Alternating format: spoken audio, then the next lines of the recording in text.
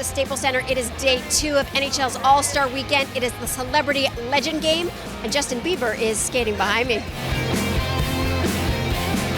Here you are coaching the celebs, some legends. What's it like being called to tell Bieber what to do out on the ice? You know, I told him, I said, don't worry about anything. 97 will take care of you. You know, it was so nice that Bieber came and played. You know, he grew up playing ice hockey, so you can tell he's got some ability. He can skate, and he knows the game very well. So when you get a young man like that who comes and donates his time to play and participate in this event, it's wonderful for youth hockey. It's great for the charity event itself. And I know Connor had fun playing with him, and I know even big Eric Lindros had fun being on that line. Well, you laced up for charity, playing with the big guys. Yeah, it was great. You know, it's easy to do anything for charity, especially if it's a sport you love and there's one or two people that you admire. It makes it especially great. But to have the greatest of all time there coaching behind the net is just, behind the bench is just great. Let's talk about today, right? I mean, it's the NHL All-Star Game. I'm in the locker room with Nicholas Lidstrom from the Detroit Red Wings. His naked ass was to my right. Wayne Gretzky was yelling at me at the bunch, Rosie, I'm going to demote you to Bakersfield. You keep skating like that. Dennis Savard, the old-timers, he created the spinorama, you know, when you turn on a dime like that, it's the spinorama. It's Dennis Savard. I mean, it's amazing. Yeah, it's always thrilling to play with some of these guys. Joe Sakic gave me a great pass and I whiffed on it. That's going to be my dreams. Today it's great. It's just a treat. It's like, but today I put my barn, put my stuff in the gear, and then the limo showed up, and I jumped in the back, and then it pulled down the ramp, and then I was here at a press conference. It's magical. I feel like Mr. Cinderella, it's like it's a fairy tale day, and it's great. And to know that we're doing this for charity is really, really special.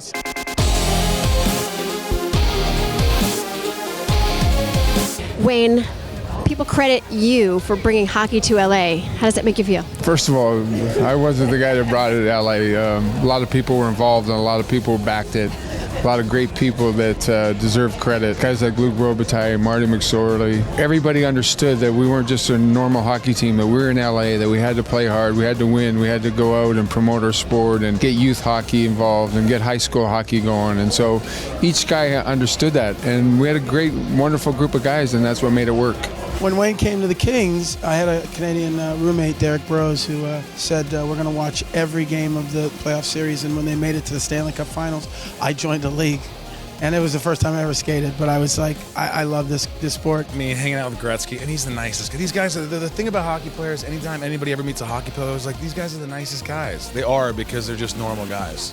Do you have a hockey moment that sticks out in your head as being all-time great? I think the first time Wayne Gretzky stepped on the ice as an LA King. But I was a big Ranger fan when I grew up. And I always used to hate it because everybody would chant 1940, 1940, until they finally won in 94. Rangers win the Cup, 94, in the house, Madison Square Garden.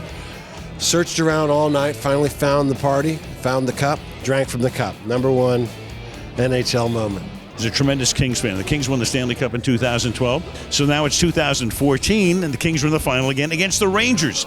So I started to chant in my section. You ready for the chant? 1994, 1994, right? And people picked up on it, too. We were mocking the Rangers for not having won in 20 years when the Kings beat them again.